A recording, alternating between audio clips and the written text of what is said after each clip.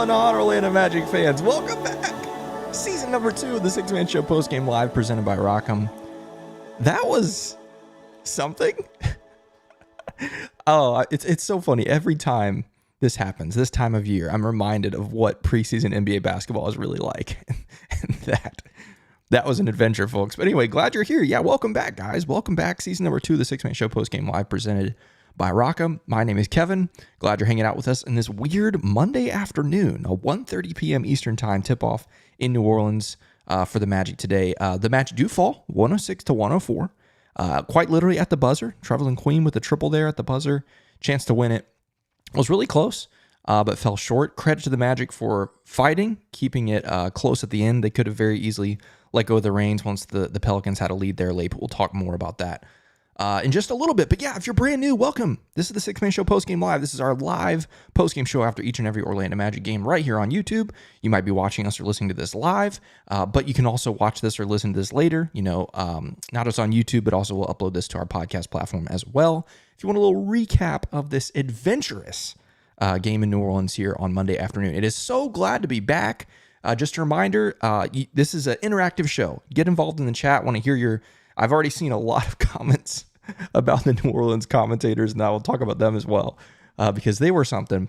But yeah, definitely get involved in the chat, and obviously Super Chat is a great way to get involved as well. If you want a 100% chance for your chat being read on the air, definitely Super Chat is a way to go. But anyway, first off, I got to tell you about our sponsor. We're so excited to be back with Rockham again for our second season in a row. Rockham is the world's largest sock store, and they're located in Orlando. We always recommend them. They make awesome socks and underwear for not just the Orlando Magic, but some of your favorite sports teams as well, NFL, NHL, college as well as non-sports things like Marvel, Harry Potter, Disney, all kinds of crazy stuff. We just always remind you, when you shop at Rockham.com, use that code MAGIC20 because it'll get you 20% off your order at Rockham.com, and it helps out the Six-Man Show as well. So definitely go to Rockham.com and use that code MAGIC20 all Orlando Magic season long. Okay, yeah, that was a preseason game, all right. It had a little bit. First off, before I go to the chat, let's talk about the broadcast. Before we even talk about basketball, the broadcast. It was just such a preseason broadcast. It's an in-arena broadcast, basically. So, you're just seeing the arena shots, which, by the way, shout out to Mid-City Smiles for all the replays. They got their money's worth today with all the replays. But so the beginning of the game, there's no score bug. Then the score bug shows up. Then all of a sudden we get the radio broadcasters for the Pelicans, which, yeah, I've seen a lot of comments on that. I'll save that. I'll let the chat decide how the commentators were. And then we lost a whole section of the third quarter. Couldn't even watch it because of technical difficulties. It was wild. It was an adventure. It always blows my mind. There are games like this every single season. And it always blows my mind that this multi-billion dollar corporation of the NBA and these multi-billion dollar organizations that are the franchises, they choose to just ignore preseason. I don't know why, but it is what it is. Anyway, couple things I want to talk about before we get to the chat. There are several ways that we collectively, individually and collectively, can approach preseason, right? On the one hand, there's like the knee-jerk reaction, like take everything as gospel truth and like freak out about the bad, celebrate the good. On the other end of the spectrum, there's the, hey, it's preseason. The Magic haven't played organized basketball since Game 7 in Cleveland back in May. There's all those things. And then there's obviously the range in between. So today you get to choose where on that spectrum you're going to fall. Okay, if you watch this game, there were some good things. If you ask me, there were more concerning things than good. And so as I sit here, I'm deciding where on that spectrum I'm going to lie, and I'll decide that in a second. Last thing before I go to the chat, you'll notice I'm not in the Six-Man Show Postgame Live studios, or whatever you want to call it. I am on the road, back in Atlanta. Got a follow-up appointment this week here after my surgery a couple weeks ago. So yeah, I'm actually in an Airbnb basement right now. So that's why things look a little different. All right, let's go to the chat. My favorite part of this show, the best part of the show, it's you guys, the chat. Let's see what we got here. We had a lot of activity during the game as the game was wrapping up here. So yeah, the third comment is already talking about Pel's commentary is annoying. I saw some other ones. Luke B also said Jet game winner incoming. I predicted that as well in the Six Man Show group chat, and I was definitely wrong. Rich Clapp says Suggs, Suggs best 3-point shooter. He was pretty good today. We'll talk about him in a little bit. As far as shooting the basketball, he was pretty good. Luis Rosario says crazy how the bench had a better plus-minus ratio than the starters. Hold that thought, because we're going to talk about that in a little bit. A trend from last season that has continued, at least carried over, at least in the first preseason game. Which, by the way, there's almost 100 of you wackos here at 4:06 p.m. Eastern time on a Monday after that weird game in the first preseason game. So thanks for hanging out with us, those that are with us live here. Sir Sundown says, I couldn't get the game in New York. Did Jalen look as bad as his stat line? Just the first preseason game, but still makes me nervous. Jalen shot the ball okay. Shot looks good. Turnovers are going to be a conversation. We're going to talk about turnovers in a little bit, not just Jalen. The entire team really struggled turning really struggled turning the basketball over in a little bit. We'll talk more about that in a little bit. Seth Berry says, never been more annoyed by commentators in my life. All right, I'll talk about this.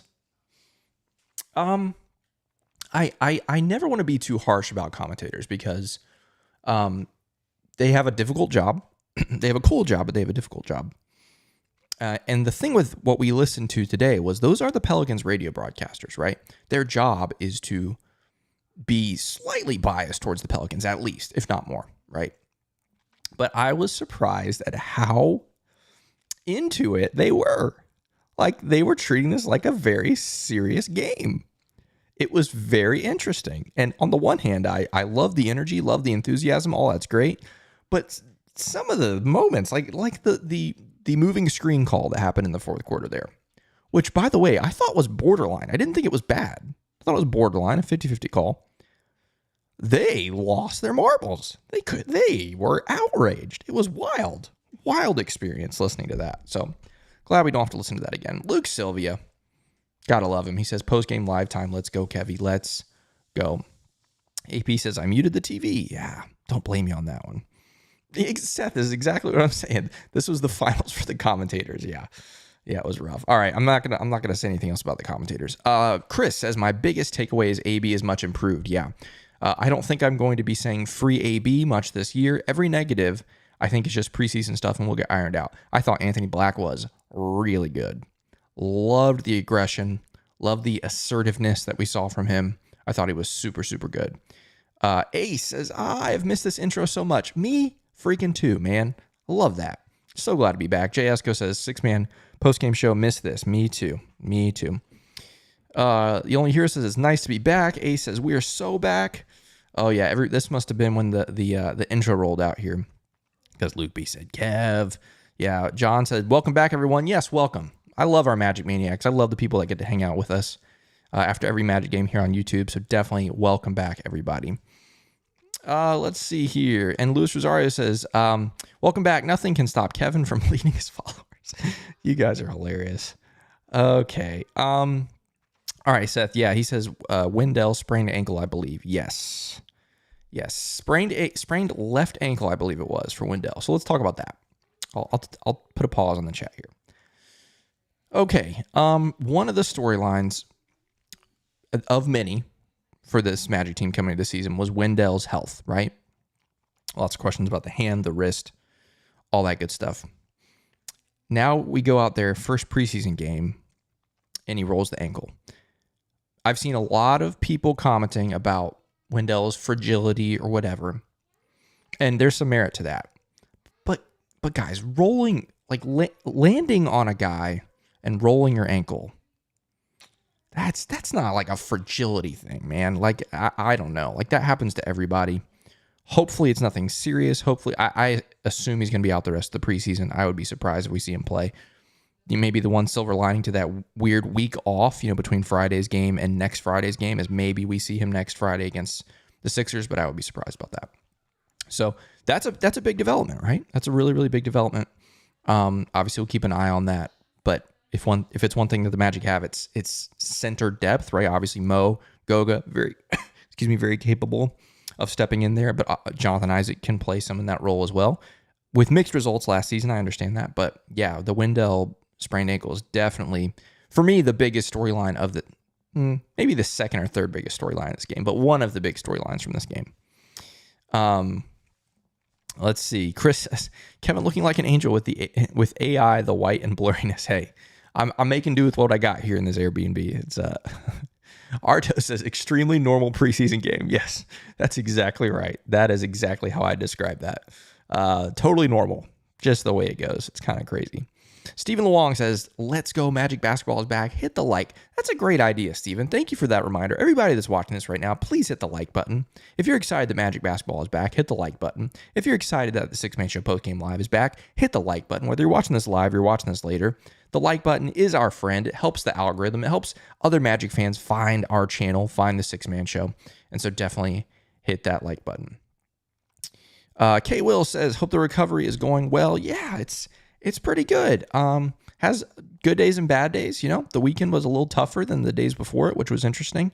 But yeah, on the whole, getting better every day, which I'm grateful for. So thank you for that, K. Will. Seth says, I just want to hear JT and David Steele's voice again. Yeah, facts. Let's see here. Steven says, this will probably be the earliest post-game live for the rest of 2024. I think I know the Magic have at least one 1 p.m. game. There might be another one. So there's going to be one or two that are just a little bit earlier. But yeah, for the most part, definitely. Michael Lynch, our friend from Ireland, says, game number 1 in the bag. Hit that like button, you maniacs. Good to be back. Go Magic. Hey, I'm glad at least, although it's a weird time for us, a Monday afternoon game, I'm glad our friends across the pond were able to enjoy this at a normal hour for them, you know? Game, tipped off at 1:30 here. So what is it? About 6:30, 7:30, 8:30, depending on what time zone you're in Europe. So yeah, definitely glad for our friends over there. I'm Joby says, OMG, the replays. Yeah, exactly. Mid-city smiles, baby. Good grief. So funny. Oh, man. Dari, our friend, says, Kev, so good to see you're doing well. Thank you, Dari. I appreciate that. Glad to hear from you. Yep, definitely doing better every day. Nesto says, star AB over Suggs. Holy smokes. Wow. That's a hot take. That's a hot take. I'm here for the hot takes, man. That is a hot one. Luke B says, I choose to take the good as gospel and completely ignore the bad. Hey, that's a very positive, optimistic way to do that. Alex says, good to see you back, dude. Thank you. Janine says, dang, no song today, but grateful Magic Basketball is back. I know. I wanted to play this song so bad. Think about it. We haven't played the song since Game 6 against the Cavs. Sad. We got to play the song. Hopefully Wednesday against the Spurs we'll be able to do that. Let's see. I'm going to skip ahead a little bit here because I definitely want to go through the box score because there are some eye-popping things, at least to me. Let's see here. Dylan says we were pretty bad other than AB and Cole. Yeah, I think maybe over of the players that are really going to play, that's kind of where I am. I thought Paolo had good moments, and we'll talk about him in a little bit. But as I started the show talking about I don't know where I am on the spectrum, the more I talk about it, the more I'm probably on the pessimistic, overreacting part of the spectrum. Not all the way, but the more I think about this game, the more, we'll talk about that. All right, scrolling down here just a little bit more, and then we're going to look at some stats and stuff. Chris says, hit the like button because Kevin went from having his chest cracked open a few weeks ago to hosting Postgame Live. Kevin's the ultimate sicko. Y'all should see this thing right here. My chest wounds are real. They're pretty gnarly. But yes, that was 19 days ago, which is hard to believe it's been that long. 19 days ago, I had my chest sawed open and my heart stopped 3 times and that whole thing. But hey, here we are. We're back. It's great. Okay. Yeah. Whatever. Okay. Oh, that's hilarious. Okay. Hey, I want to look at the box score because that's going to kind of guide some of the conversation that I want to have about this game. Again, I'm not going to go crazy. I'm not going to overreact to it too much. We're not going to be on here forever because I don't want to overreact. But there are some things I want to not overreact, not underreact, but react to. Okay. Let's take a look at this box score here. I don't have my normal setup at home, obviously. I'm working on one tiny laptop, so we're going to try to make this work, okay? One of the big storylines coming into this game, coming to preseason, coming into the whole season, was the shooting of Franz Wagner. Something I said, Jonathan and I both said on today's episode of the show, we're going to be looking at Franz Wagner shooting today. Unfortunately, it wasn't great. He goes 2 of 8 from the field, 0 for 2 from 3, and 4 of 6 from the free throw line. Do you want to underreact or overreact to that? That to me warrants a reaction. I'll be honest.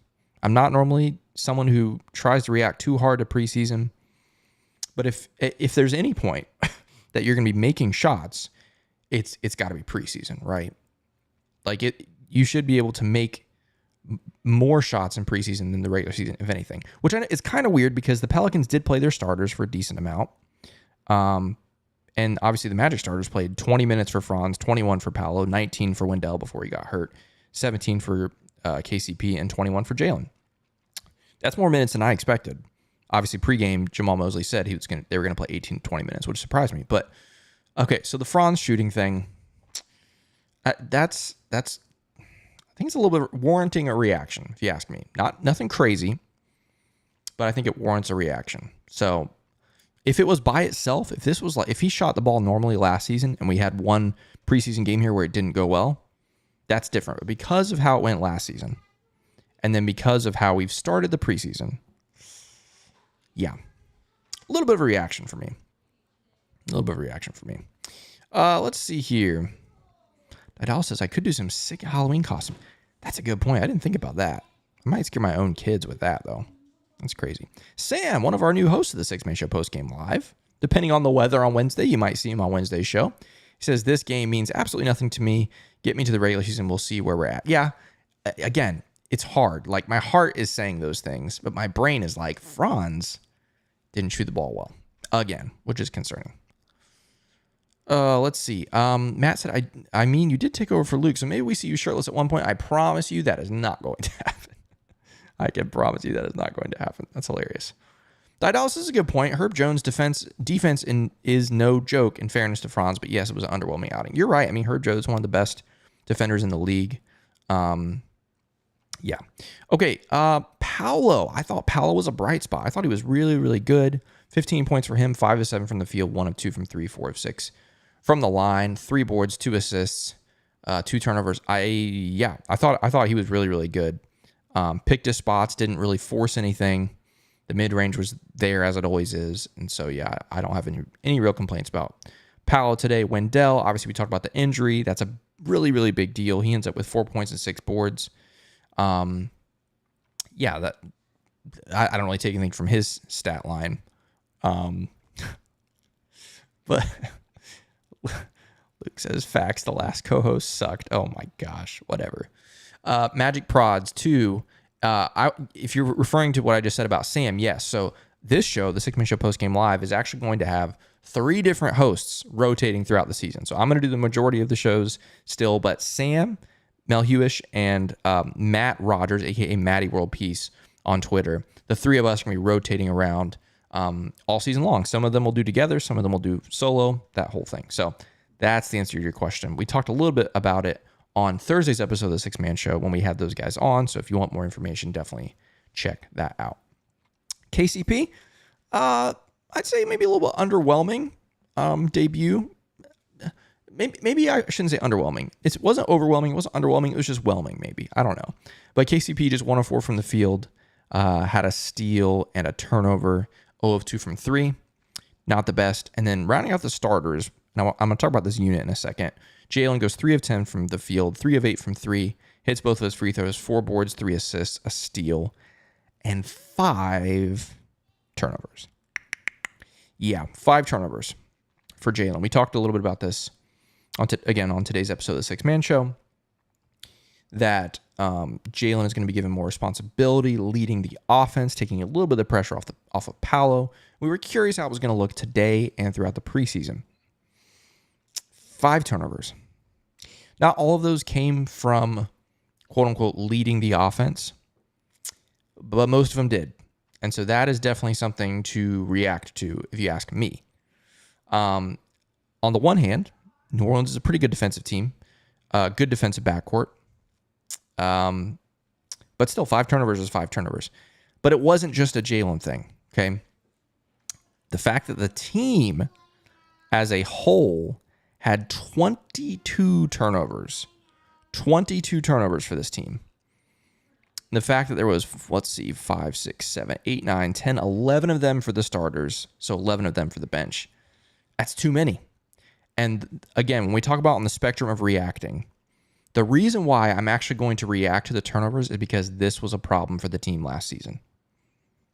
Again, if this was a one-off thing, it's rust, whatever, first game since May, all those things, I think there is some merit to that, but it also kind of reminded me of last season in a lot of ways. We had a lot of games like that where it was 22 turnovers. And so it's something to keep an eye on. It's something the Magic have to improve in if they're going to take another step this season.